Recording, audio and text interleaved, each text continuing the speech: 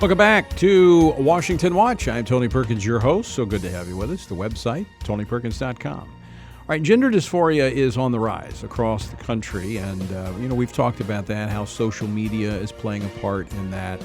The numbers are just, it's statistically, it says there's a problem. But Planned Parenthood, never missing an opportunity, is cashing in.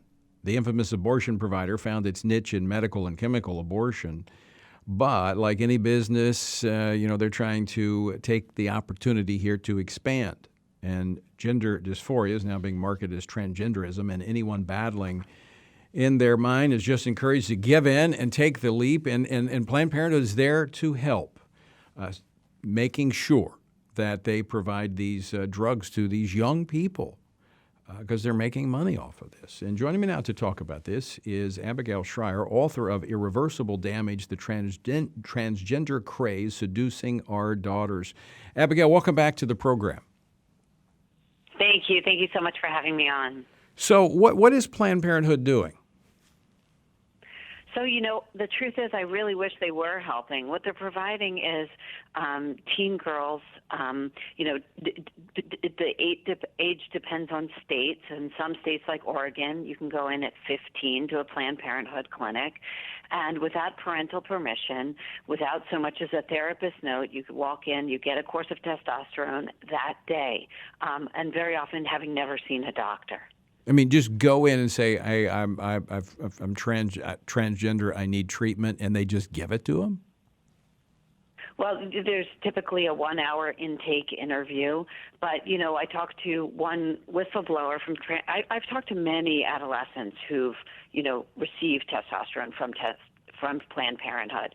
But this was the first time I was able to talk to a whistleblower. And what she would describe is an atmosphere in which the nurses and reproductive health assistants who they have manning these clinics, are looking at each other, knowing something very strange is going on, that these girls, sometimes they have scars from self-harm.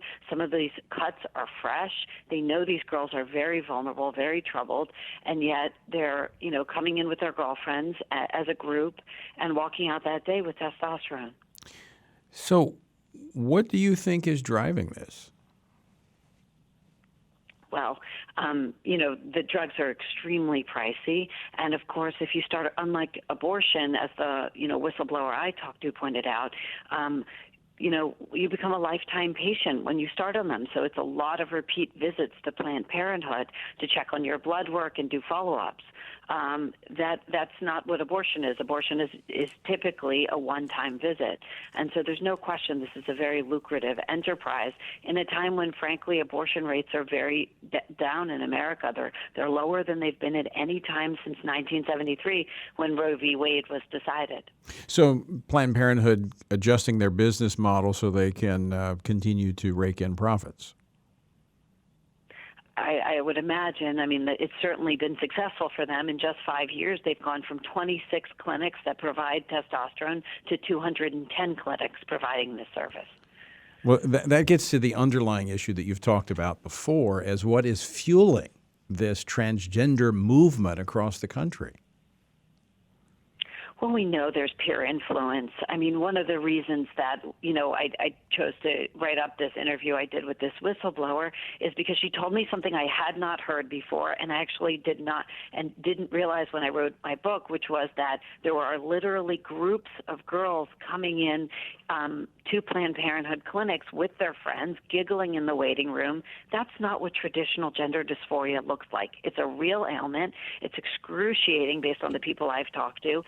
The young, the adults who decide to transition, transgender adults who are lovely people. I know many at this point, and they do it because that's how they feel most comfortable. That is not what these girls are doing. They are as teenagers deciding out of the blue, encouraged by a lot of peer influence. These are very vulnerable girls.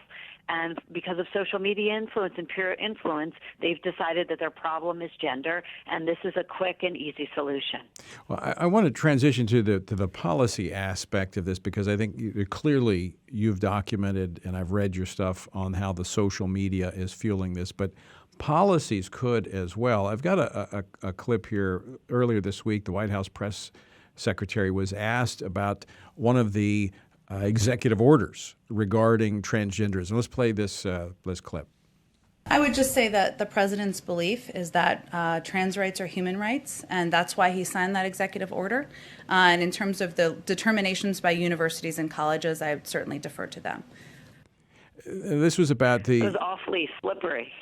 This forcing educational institutions to allow men who claim to be women to participate in women's sports, use the restrooms, the locker rooms, the showers, and so forth. I mean, you have to acknowledge, and I'm not saying that to you, I'm just saying generally speaking, you have to acknowledge that public policy is driving part of this as well.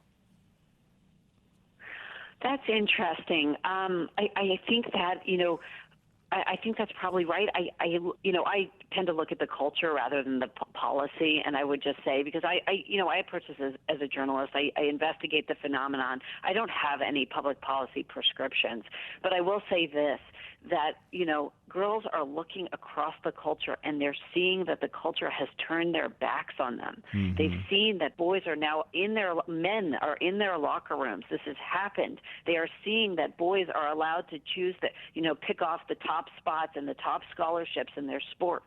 They know it doesn't look great today to be a woman, and they're choosing something else. That's sad. Because a culture doesn't have a bright future if that's the way young women are seeing themselves. I think that's right. I think it's really tough to be a young woman today. I don't think that they're getting almost no support from feminists in this country, who have and you've heard that from the Biden administration, that she turns around and recites mantras. Trans women are women, this kind of stuff, in response to a very specific question about what's going to happen to girls' school sports. Yeah. Sad. Abigail Shrier, thanks so much for joining us. I'll have your article posted at our website. I encourage people to take a look at it. Abigail Shrier, author of Irreversible Damage, the Craze, Transgender Craze, Seducing Our Daughters. Abigail, thanks so much for being with us.